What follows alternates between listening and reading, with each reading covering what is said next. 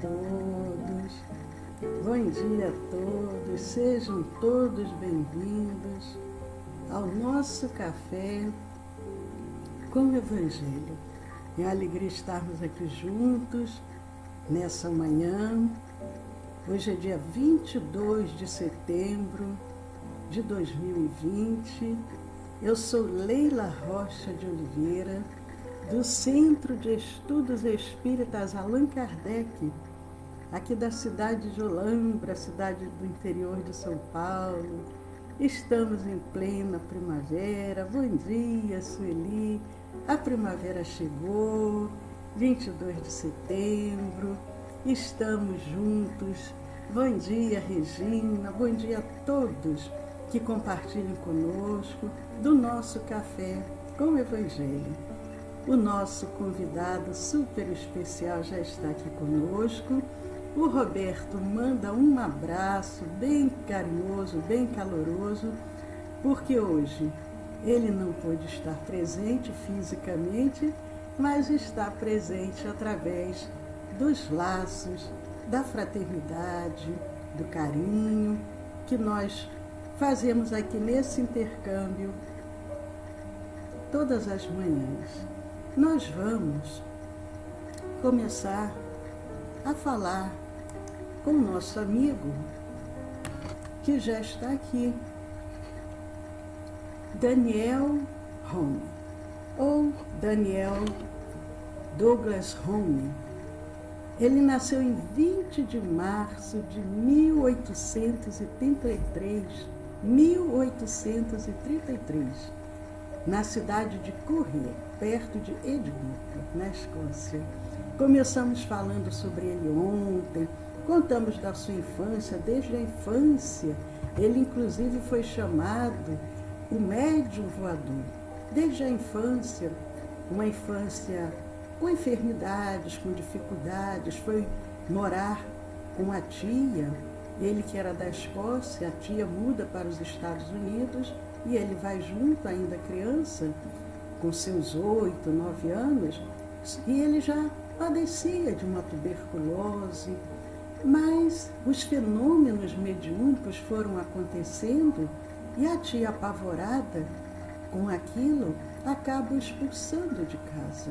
Mas ele tinha um carisma muito grande, ele era muito envolvente e ele conseguiu acolhimento dos amigos.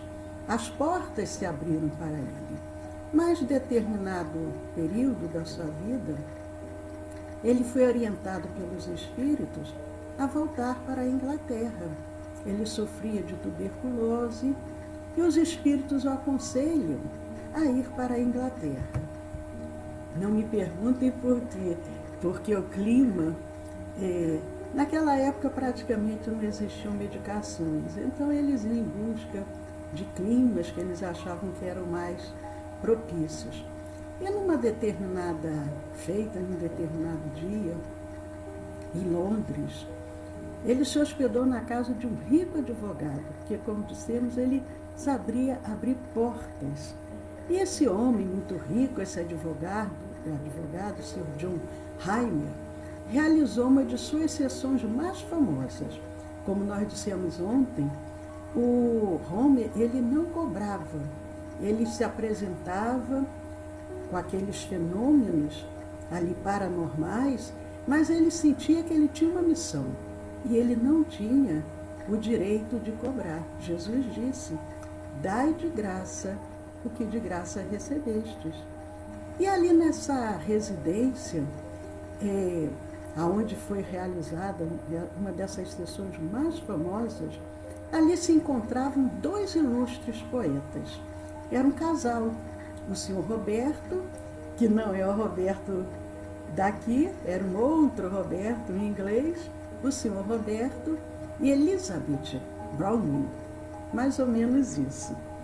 E ali naquele fenômeno, durante aquela sessão, a mesa moveu-se, produziu batidas, mãos tocavam sinos e melodias. Imagina, aquele ambiente ali naquela penumbra, e ali batidas, mãos tocando melodias, e dali de uma guirlanda de flores naquele ambiente, aquela guirlanda foi colocada sobre a cabeça, em cima da cabeça da Elizabeth. E o marido, o senhor Roberto Browning, ele não gostou muito, ele ficou meio chateado. E como nós dissemos, muitos, quando não entendem certas coisas, ou dizem que não acreditam, negam, ou perseguem, ou caluniam. E o senhor Roberto Browning, ele perseguiu Home, fazendo piadas com o sobrenome Dungas, porque ele se assinava Dungas Home. E ele passou a chamá-lo de quê? Olha que falta de fraternidade. Ele, que se chamava Daniel Douglas Home, o senhor Roberto começa a chamá-lo, fazendo um sobreposto aí com o nome Dungas, passou a chamá-lo de Dungambol, que quer dizer bola de esterco. Algum tempo depois, esse mesmo senhor Roberto, que era um poeta, ele escreve seu famoso poema, que em português significa Senhor Lamaçal, o médium. É mais ou menos isso, Mr. Sludge, the médium. Em inglês e em português, Senhor Lamaçal, o médium. E ele chamava o Home, entre outras coisas, de vigarista, sem ter nenhuma prova contra ele, impostor, sem nunca ter visto nada contra ele, sanguessuga, bajulador, gabola, beberrão, todos os adjetivos que pudessem denegrir a imagem de Daniel Home, aquele poeta se utilizou. E historiadores contam que esse Roberto Browning, ele ficou assim, incomodado com a presença do Daniel. Por quê? Vê como que é o preconceito. Ele, o poeta, havia ouvido boatos de que Home era homossexual. E ele não conseguia suportar que uma pessoa assim tivesse contato com a sua esposa tão amada. E isso foi no meados do século XIX. Em meados do século XX, na Inglaterra, a homossexualidade era punida com crime de prisão, ou então de esterilização daquele homem. Um século antes, o preconceito era muito maior. E como ele ouviu boatos, ele admitiu, aceitou, e ali ele começou a perseguir o Home. E o Home perdeu o brilho ali na Inglaterra, e ele muda-se, vai para a Itália. Ele tinha, assim, uma possibilidade de conseguir abrir portas, como nós dissemos. Ele vai para a Inglaterra, ou melhor, para a Itália, levando cartas da apresentação dos seus amigos britânicos. Os amigos recomendam a que outros o pudessem hospedar. Mas o que acontece? Ali na Itália, ele foi ferido por um camponês. Esse camponês também, sem conseguir compreender aqueles fenômenos, o agride, acreditando que Home fosse um feiticeiro. Ele não estava num momento muito propício. Como dizem, os astros não estavam muito favoráveis a ele. E os guias espirituais de Home, inclusive, informam a ele que os poderes que ele possuía o abandonariam por um ano. E realmente isso aconteceu. E nós sabemos que a mediunidade, ela pode ser suprimida de forma total, ela pode desaparecer, ou ela pode,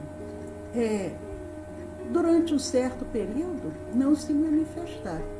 E foi o que aconteceu. Por que esse fato se ocorreu, não sabemos, mas estava previsto. É tanto que os próprios orientadores espirituais já o alertaram, já o informaram que isso iria acontecer. Mas, voltando um pouco no tempo,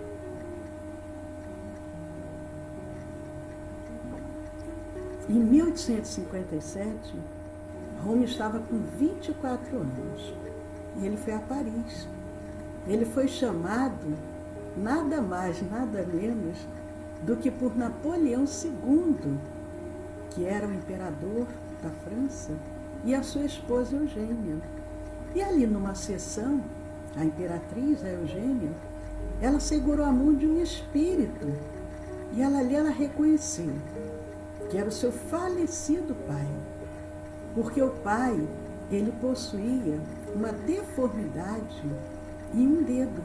Quando ela segura a mão daquele espírito, ela percebe que era o pai que ali se encontrava. E ali Rome ficou durante um determinado período em Paris e desfrutou da confiança de toda aquela nobreza, de toda aquela corte ali de Paris.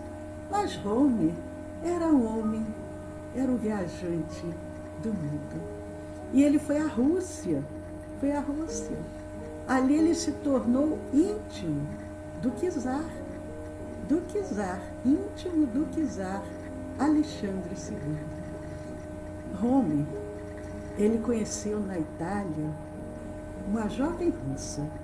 O nome dessa jovem era Alexandrina de Krol. E ali eles se apaixonam e planejam o casamento.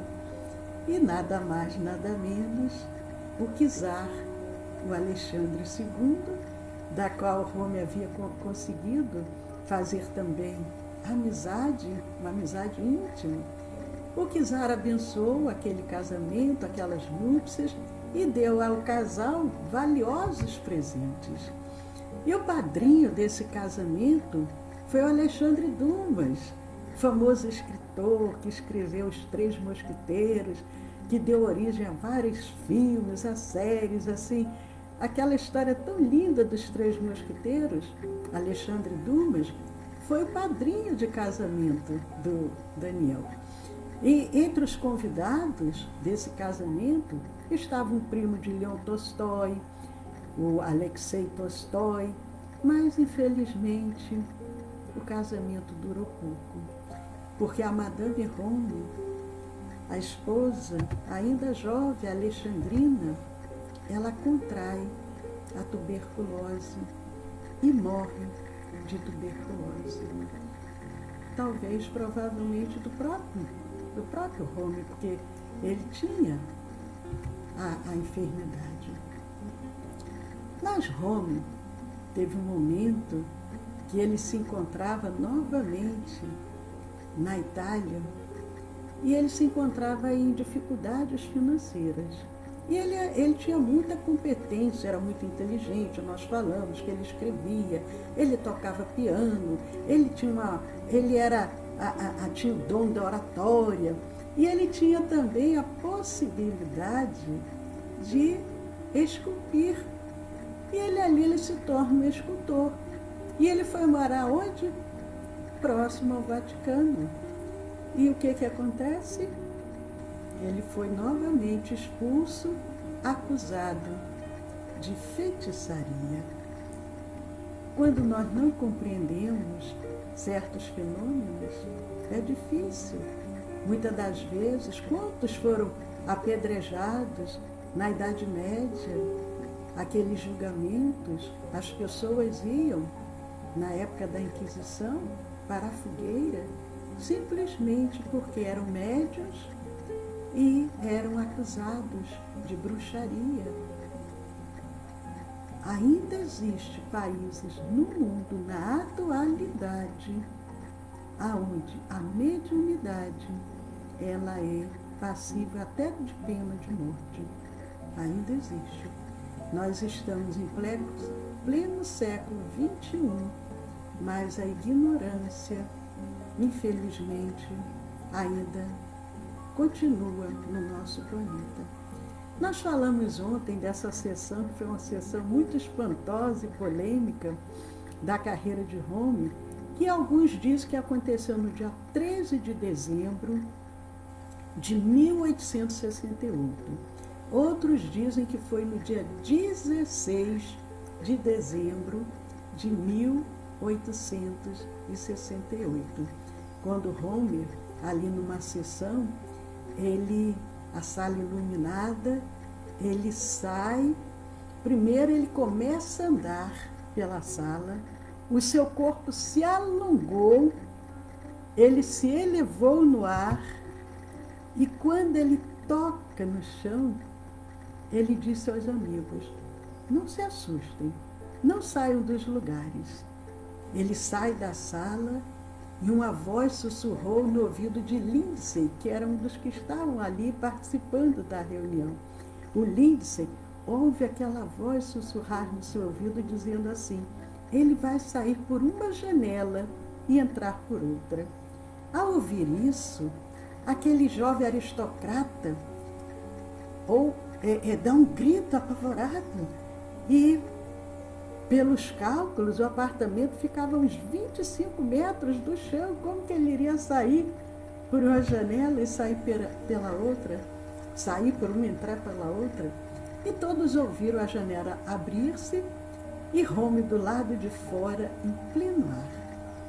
Com toda a calma, abriu a janela, entrou na sala, sentou-se e começou a rir.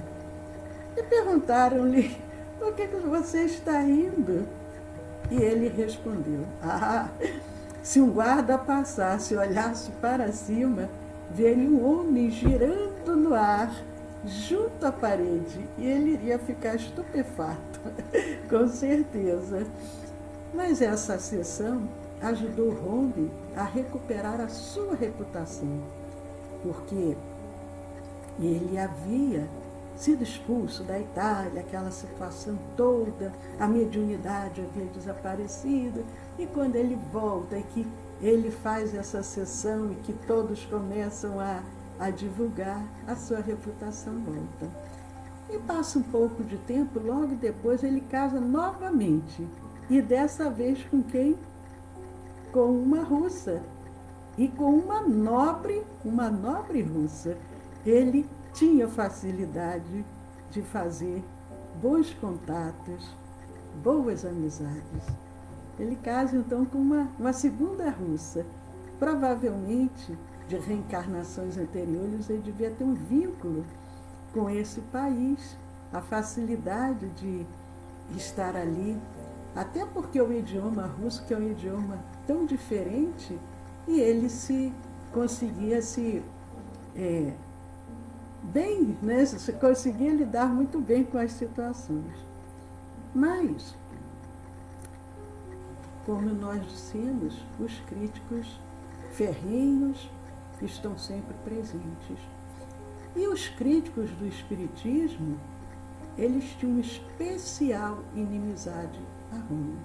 Porque, na realidade, Rome, houve um período, inclusive, que ele se tornou católico, em função do local onde ele estava, mas ele era um fenômeno mediúnico. Ele tinha condições de todos esses fenômenos físicos que ele realizava. Logicamente que os que criticavam o Espiritismo também criticavam Rome da mesma maneira, dizendo que era charlatão, era isso, era aquilo. Charles Dickens, também muito famoso, chamou de bandido e salafrário. Houdini, famoso mágico, se ofereceu a fazer o mesmo de Rome e chamava o médium de hipócrita da pior espécie. É difícil as perseguições, mas ele não se abalava, ele não se entregava a essas críticas, porque ele tinha essa convicção: a minha missão é essa. Eu preciso divulgar para a humanidade que há essa possibilidade dessa comunicação entre os dois planos da vida.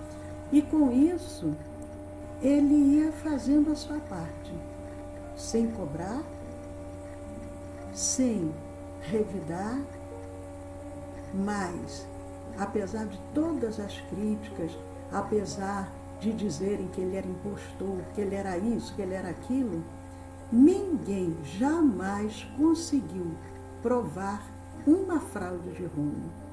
Em 2 décadas de mediunidade, ele nunca foi pego cometendo trapaça. E este fato se destaca Rômulo entre os médios da era vitoriana.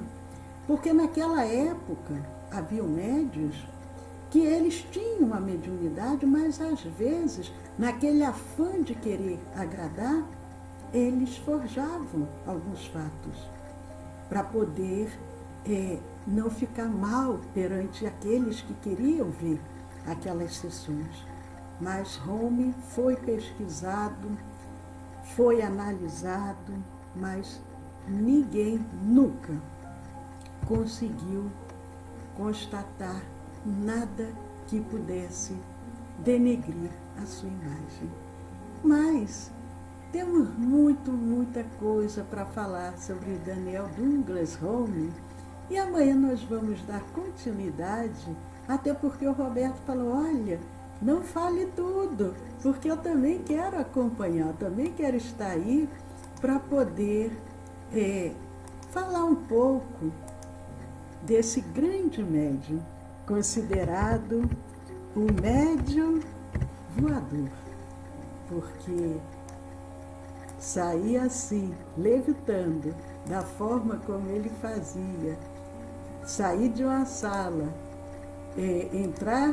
sair de uma janela, entrar por outra, não é qualquer um que consegue. Mas amanhã nós vamos continuar falando desse grande trabalhador que, em nome do Cristo, dedicou a sua vida. Nós aproveitamos, mandando um abraço para a Leondina. Muito bom, Leondina, você aqui conosco. O Pedro, Pedro, que bom você estar aqui. Um beijo para os filhos, saúde e paz para todos vocês. Para a Janete, um dia abençoado para todos nós, Janete. Um abraço também para a Rita Maria, para a Regina Ocada. Que bom, temos 2 Reginas, Regina Carosa e a Regina Ocada. Maria Dolores, desejando um bom dia e que a primavera nos traga flores e muita alegria. Que assim seja, Maria Dolores. Que esse início agora de primavera, que as flores possam vir perfumadas, mas que possam vir também iluminando, irradiando as vibrações divinas para poder nos envolver a todos nós, a todo o nosso planeta. Bom dia, Arnaldo. Arnaldo mandando beijos, abraços. Eudócia, Leonice, Niva, Janete, já falei, né? Janete, a Niva. Ah, que bom, Niva. A Niva está aguardando uma sessão, não é aquela sessão do Douglas Rômulo, é uma sessão de acupuntura e nos assistindo. Que bom que a internet chega em todos os lugares, é uma maravilha. A Sueli mandando aqui um bom dia para o Naldinho. A Maria Aparecida, cadê, meu Deus? Oh, Maria Aparecida. Ah, Maria Aparecida, que bom, Maria Aparecida. Fico feliz que você está aqui também conosco. Esse bate-papo informal. E hoje é terça-feira, hoje é um dia muito importante da semana. Terça-feira, nós temos o nosso estudo do Evangelho às 20 horas. no estudo do Evangelho, e nós espíritas precisamos conhecer o Evangelho, porque, em geral, a gente conhece tão pouco da mensagem do Cristo.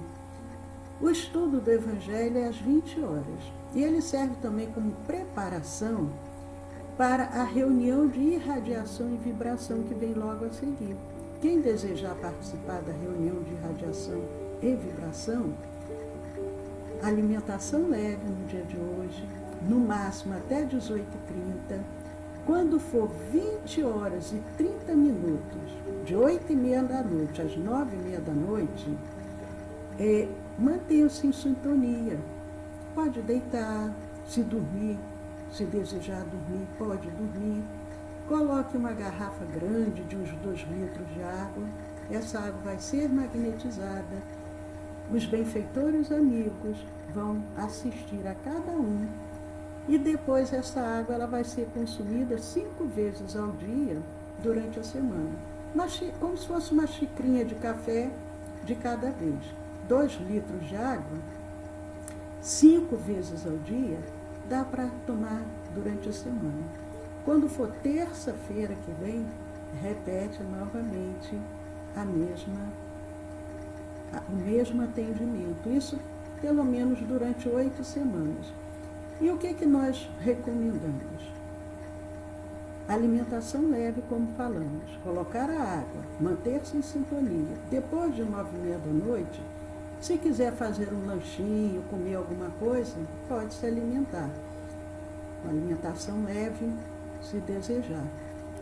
E isso vai ser muito benéfico. Agora, aquele que queira participar, mas que ainda não enviou seu nome, nós vamos dar o WhatsApp do nosso centro espírita. Vocês mandem o nome completo, o endereço e o que está precisando.